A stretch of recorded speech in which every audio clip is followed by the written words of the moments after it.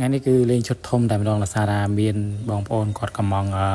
ខ្យង5គីឡូទៀតហើយចឹងហើយគឺគាត់ចង់ឲ្យខ្ញុំមកដំយកសាច់ឲ្យមកស្អាតចឹងណាដោយសារតែគាត់នៅភ្នំពេញគឺគាត់ពិបាកធ្វើមែនតែនតែម្ដងណាមួយគាត់ខ្លួនស្រីទៀតចឹងហើយគឺគាត់ពិបាកដំពិបាកអីដោយសារតែខ្យងនេះគឺវារឹងគួរសមដែរចឹងហើយថ្ងៃនេះគឺខ្ញុំមករកខ្យងឲ្យគាត់5គីឡូហើយក៏ដំយកសាច់អីធ្វើជូនគាត់មកស្អាតផងដែរតើបងប្អូនទស្សនាវីដេអូពេញជាមួយខ្ញុំទាំងអស់គ្នាបាទសួស្តីបងប្អូនអរគ្នាផងដែរថ្ងៃនេះដែរគឺមកកាន់វីដេអូខ្ញុំទៀតបាទហើយសម្រាប់ថ្ងៃនេះគឺខ្ញុំអត់ធ្វើសកម្មភាពរើសអត់ធ្វើអីទេបងប្អូនដោយសារថា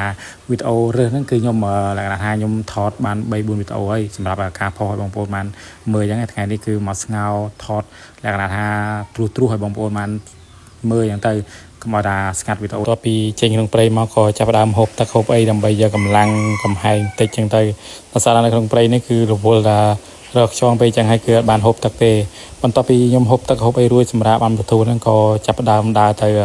កាប់គល់ឈើកាប់អីដើម្បីយកមកធ្វើចក្រានធ្វើអីចឹងទៅហើយនេះដែរគឺជាសកម្មភាពខ្ញុំកំពុងតែដំធ្វើចក្រានដើម្បីយើងដាក់ស្ងោរខ្យងគឺនៅក្នុងព្រៃហ្នឹងដែរហើយព្រៃនេះគឺកណ្ដាលវាលតែម្ដងមួយគ្នាហើយសម្រាប់ខ្យងមាត់វាគឺនៅម្ដុំនេះគឺរៀងសម្បូរគួរសមដែរចឹងហើយរកបានតែ10គីឡូទេថ្ងៃមុនបងគាត់កំង5គីឡូថ្ងៃនេះគាត់កំង5គីឡូទៀតរៀងស្បោយមកគ្នាចឹងហើយគឺ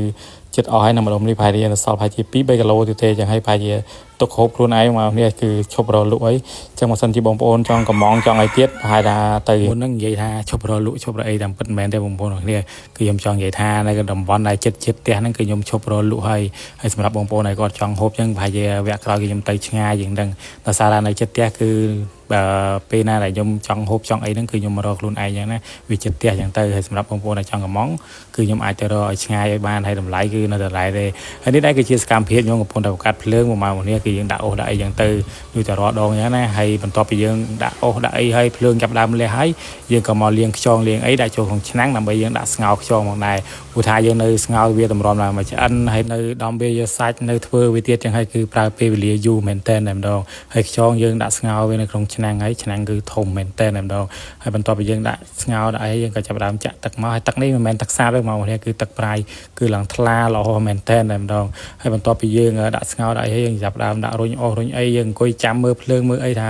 ឆេះលះមិនលះចឹងមកនេះគឺយើងអង្គុយនៅហាក្តៅហ្នឹងតែម្ដងហើយបន្ទាប់ពីយើងដាក់ស្ងោរបានមកសន្ទុះហើយទឹកយើងក៏ចាប់ដើមពុះដែរបងប្អូនខ្យងយើងក៏ចាប់ដើមឆ្អិនដែរបងប្អូនមើលទៅហើយយើងចាប់ដើមកូរវាឲ្យសប់តិចមកដើម្បីអាលើមួយធ្លាក់ទៅក្រោមហ្នឹងទៅអាក្រោមវាឡើងមកលើអញ្ចឹងឲ្យវាសប់គ្នាអញ្ចឹងទៅហើយខ្យងយើងគឺធំល្អដែរបងប្អូនហើយសម្រាប់ខ្យងនេះដូចខ្ញុំនិយាយអញ្ចឹងបងប្អូនគឺយើងយកស្លយកឆាគ្រឿងអីគឺឆ្ងាញ់មែនតើម្ដងខ្យងមាត់វែកនេះគឺអត់មានក្លិនអត់មានទេហើយលំអិលអីក៏អត់មានដូចខ្យងដៃគោដែរគឺធ្វើវាងាយស្រួលហើយបើខ្យងដៃគោវិញគឺយើងនៅដំហើយគឺយើងនៅច្បាច់អិលច្បាច់អីវាទៀតគឺយូរមែនតើម្ដងហើយសម្រាប់ខ្យងមាត់វែកគឺយើងធ្វើតែម្ដងគឺហើយតែម្ដងបងប្អូនយើងដំហើយយើងលាងទឹកតែមកស្អាតទៅគឺយើងអាចទៅធ្វើម្ហូបធ្វើឲ្យបានយើងមិនបាច់ច្បាច់អំបិលច្បាច់អីទេអញ្ចឹងបងប្អូននេះគឺជាសកម្មភាពដែលខ្ញុំកំពុងតែធ្វើខ្យងធ្វើអីជូនបងស្រីផងដែរសម្រាប់បងស្រីគឺគាត់ថាពីមុនគាត់កំងខ្យងដៃគោពីខ្ញុំទៅគាត់ថាធ្វើយូរធ្វើអីចឹងទៅចឹងហើយថ្ងៃនេះគឺគាត់កំងខ្យងមកវាគាត់ចង់ឲ្យខ្ញុំធ្វើឲ្យភ្លាមហើយដាក់ផ្លាសេជូនទៅគាត់ចឹងទៅហើយនេះដែរគឺជាសកម្មភាពខ្ញុំកំពុងតែខ្វេះលាងវាបងប្អូនគឺលាងមកស្អាតចឹងទៅហើយសម្រាប់បងប្អូនដែលខ្ញុំធ្វើឲ្យប៉ុណ្នេះហើយបងប្អូនយកទៅដល់ផ្ទះបងប្អូនគាត់លាងទឹកសាបមកតង់ទៀតទៅគឺហូបបានហើយបងប្អូនហើយវីដេអូខ្ញុំគឺមានតែប៉ុណ្្នឹងទេអរគុណច្រើនបងប្អូនអរគ្នា